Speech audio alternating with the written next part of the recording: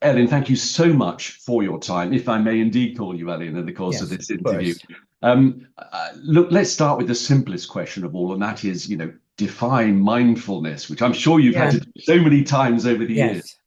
So when people hear the word mindfulness, they tend to think about meditation. Meditation isn't mindfulness. Meditation is a practice you undergo, hopefully to result in post-meditative mindfulness. Mindfulness, as we study it, is immediate. It's interesting. It's so easy and so important that you'd think that once people hear even the slightest bit of information about this, they quickly change their lives. You know, all you need to do, well, there are two ways to become mindful. Top down or bottom up. Let me tell you the bottom up because it sort of defines what mindfulness is. It's simply noticing new things, right? Now, what happens is that our parents, our schools, the media, teach us absolutes. And since things are always changing and everything looks different from different perspectives, there really are no absolutes. So when you think you know, you don't pay any attention. So that's the top-down way. Just assume, recognize that you don't know. So what I'm fond of asking people to show them that this is right, the thing that everybody around the globe knows. Andrew, how much is one plus one? I'm going to dare to say two. Yeah, okay, and that's what everybody would say, and then they'd probably, oh, groan and what is she doing? And and even turn off whatever they're listening to. But it turns out one and one isn't always two. First of all, to make it fancy, one and one is two when you're using a base 10 number system. When you're using a base 2 number system, 1 plus 1 is written as 10. Forget number systems. If you add one pile of laundry plus one pile of laundry, 1 plus 1 is 1. You add 1 watt of chewing gum plus 1 watt of chewing gum, 1 plus 1 is 1. You add one cloud plus one cloud. In the real world, 1 plus 1 probably doesn't equal 2, as more often as it does. So somebody sent me one the other day, which was cute. If you take one pizza and add one pizza, you have two pizzas. But if you have one lasagna and you add one lasagna, 1 plus 1 is 1. It's just a bigger lasagna. All right. Now, what is the point? The point is that um, if somebody were to ask you how much is 1 plus 1, now you have at least three choices. You can say 2, you can say 1, you can say 10. And so, because we have many choices, we pay attention to the context. So we're there. It's very sweet. Lots of people say be in the moment, and it's nice, but it's an empty instruction. And the reason it's empty is because when you're not there to know you're not there. And once you accept and start to exploit the power of uncertainty, you'll be there. Now, every single thing you do, Andrew, everything, doing an interview, creating a project, working on the project, eating a sandwich, no matter what you're doing it mindfully or mindlessly. And the consequences of doing it one way or the other are extraordinary. So, as you're actively noticing, the neurons are firing, and 45 years of my research shows that that's literally and figuratively enlivening. So, Yeah. 45 years is a long time. I started when Yeah, I was yeah. 10. So look, let me latch on, Ellen, to one of those areas you talked about. When devising a project, mindfulness is useful. That you've got this extraordinary history of all the research projects you've done. How does mindfulness, this is comparing with our projects, how does mindfulness help you formulate a project? Well, what happens is many people, when they're given an assignment, um, mindlessly just assume that there are boundaries to it. Certain things you can and can't ask, certain things you might or might not study. So let me give you an example. I also paint, and every year in Provincetown, in the museum, we have, I think, the 10 by 10 canvases. And so you're supposed to paint on it, and then they show them, and there's a jury and what have you. Now, most people just assume that because the thing is 10 by 10, you have to stay 10 by 10. All right. You can build it out and make it more three-dimensional. You can start with a 10 by 10 and then go off the canvas. You can do many different things. And so the idea is to understand that all of the things you've been taught are only suggestions, and people don't realize that.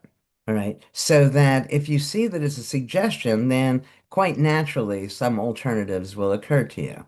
and you ask yourself, how might I do it differently? What are the things might I bring to bear to the project that people don't, what is important to me? So then I can use my own individual knowledge base to generate questions. So people, if you do, let's say 10 interviews to practice, and the 10 interviews you do step one, two, three, four, and you keep doing this, then you come to mindlessly act as if that's the only way to go with this. Mm. And so I've been interviewed so many times, and I can't tell you, so much of it is mindless. That an interviewer will have a list of 10 questions, for example. So they then ask me the first question, I answer, and as you might have discerned, I'm a talker. So I'm answering that question and saying much more. Now, the indication that they're mindless, they ask me their second question, which I've already just answered. And so the point is to actually listen to what the person is saying and to expand it and to use the information in some way. Now, most of us, when we're interviewing people, forget that in many ways we're just like the people who are going to hear the interview.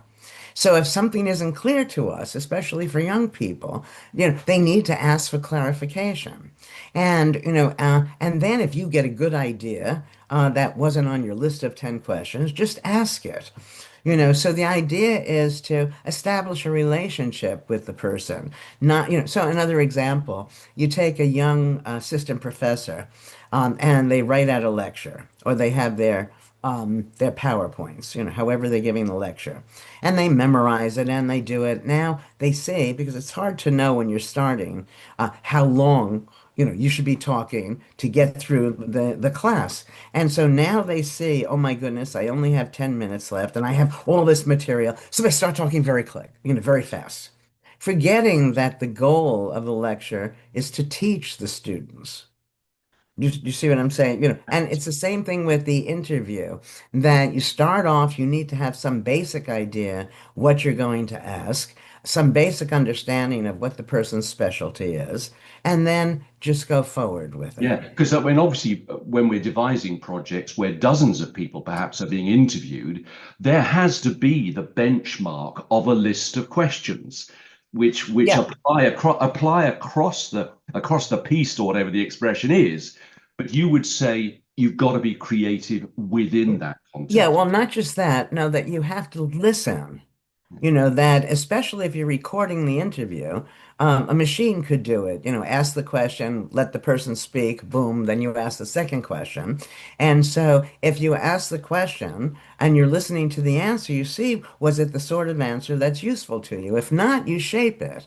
And if they've already answered, as I reasonably often do, the first four questions you're going to ask, you go to the fifth question.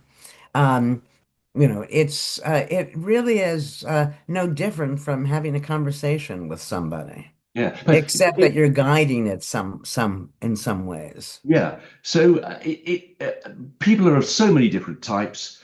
If I'm thinking of training my team to do interviews, I have to assume, presumably, if I am thinking about it in a mindful way, that some of the students will be better at being mindful than others. Or is it Yes. incredibly simple, Ellen, to actually grasp the concepts? Well, it depends. Most of us have had conversations.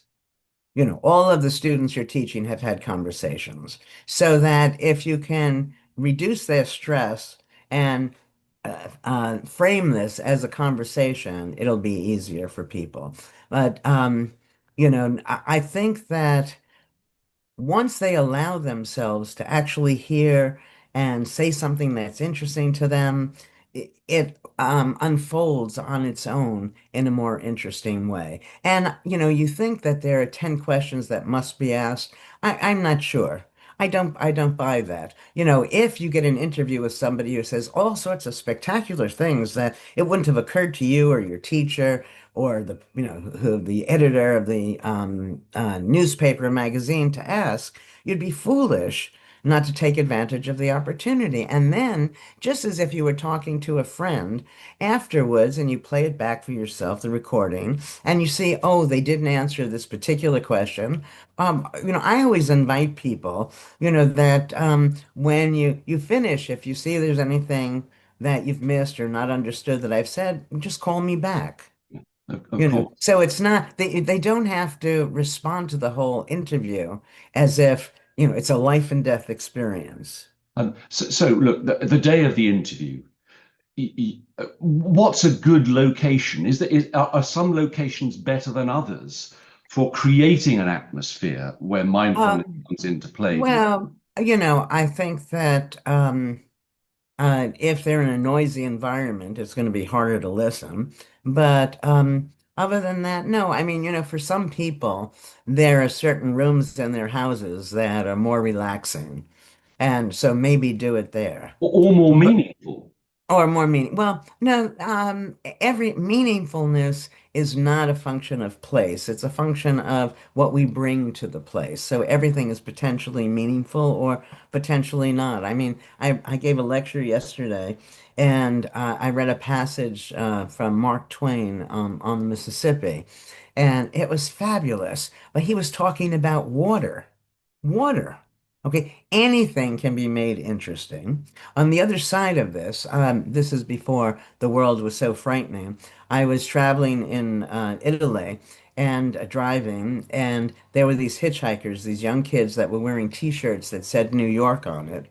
And, nobody from New York would wear a T-shirt that says New York. So we picked them up. And the first question I asked them was, so how did you enjoy New York? New York, if you don't know this, please know, is probably the most exciting place in the world. This young person said it was boring, there was nothing to do. Okay, so we take Mark Twain describing water in an exciting way, and this person reducing something fascinating to something boring suggests that it is we that adds the meaning or subtracts it from anything that we're doing. Yeah. So, look, again, practical situation.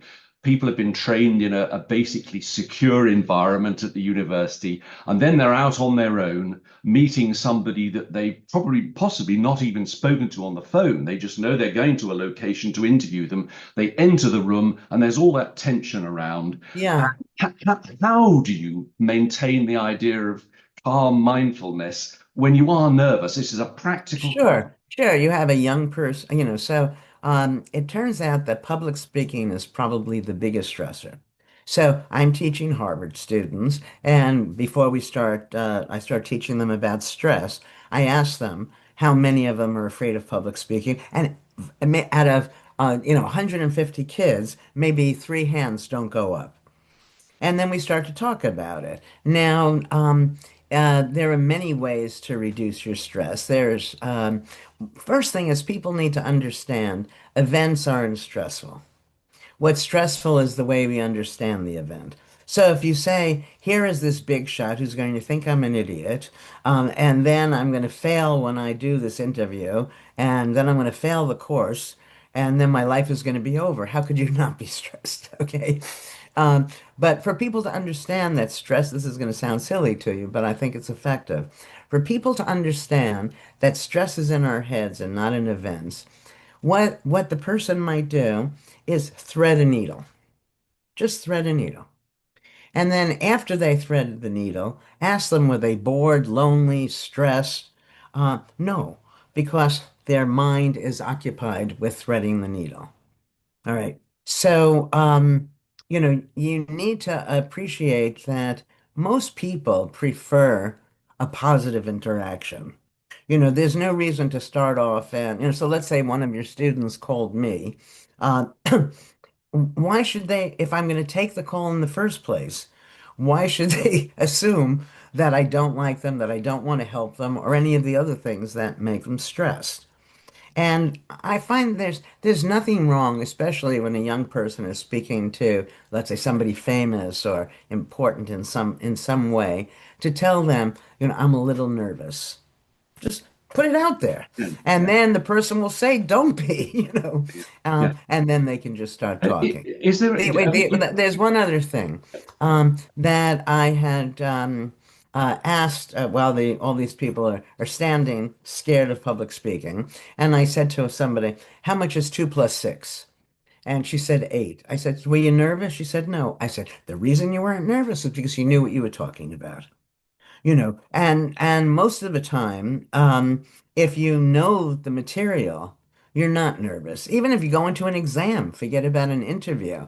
If you think you know the material cold, you sit there. If you say, "Oh my God, are they going to ask me about those things that I didn't study and so on?"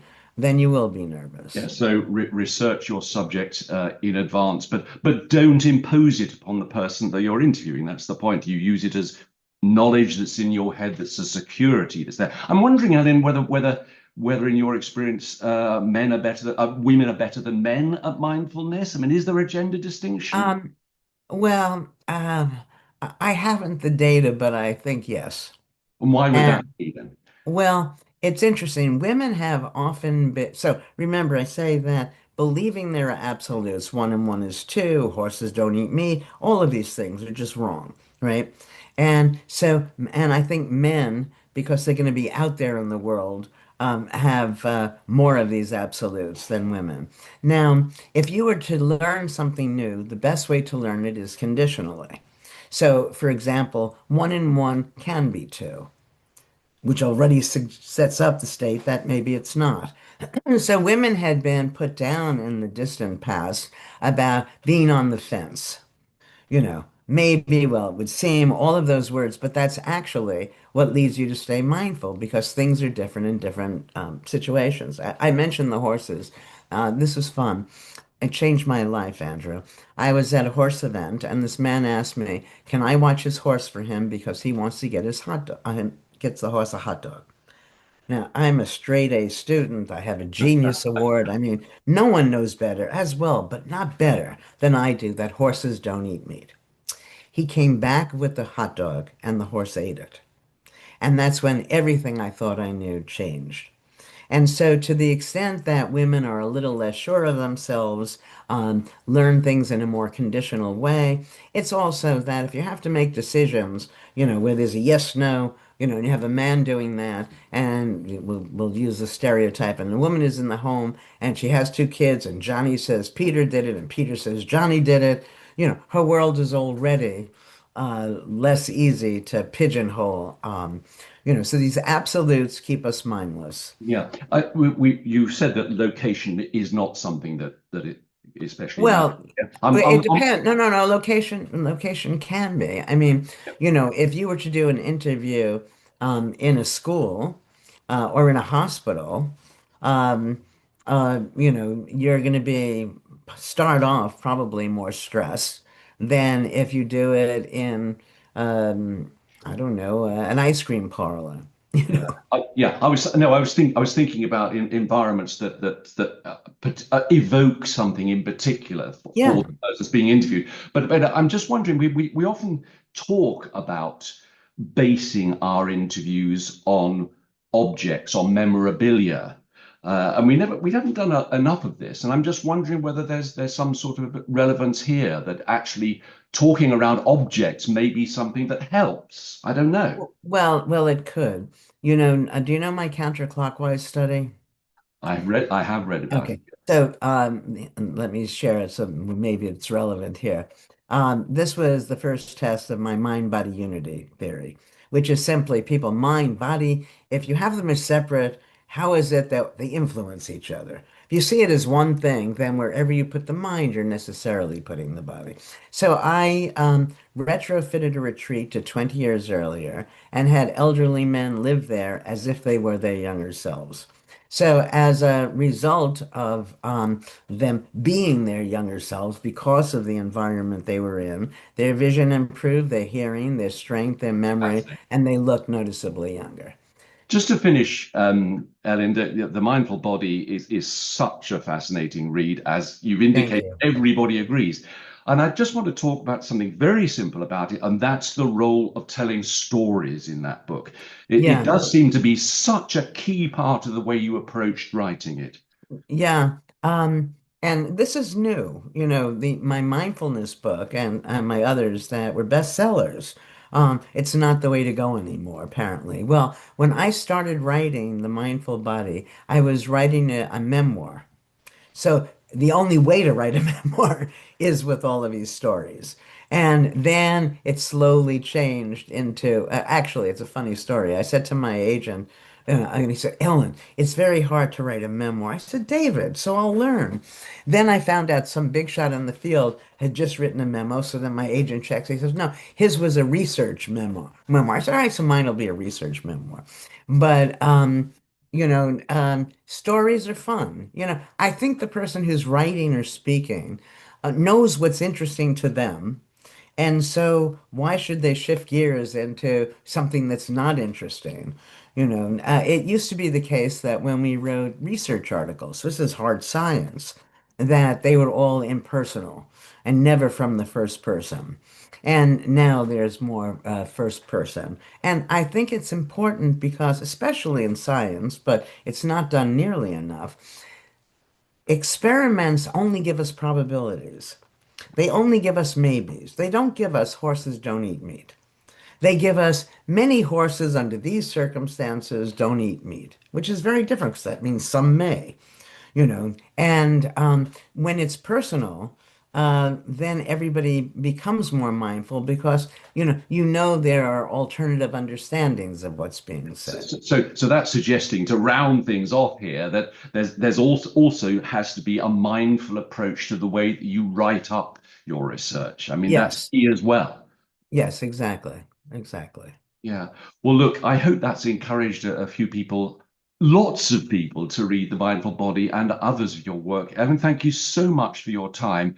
I could go on talking about this forever, but that's been such a wonderful insight, and I'm sure it will help lots of our students and members of our local community who deal in eliciting memories from people in the most painless way possible. Thank you so much for your time. It was my pleasure, Andrew.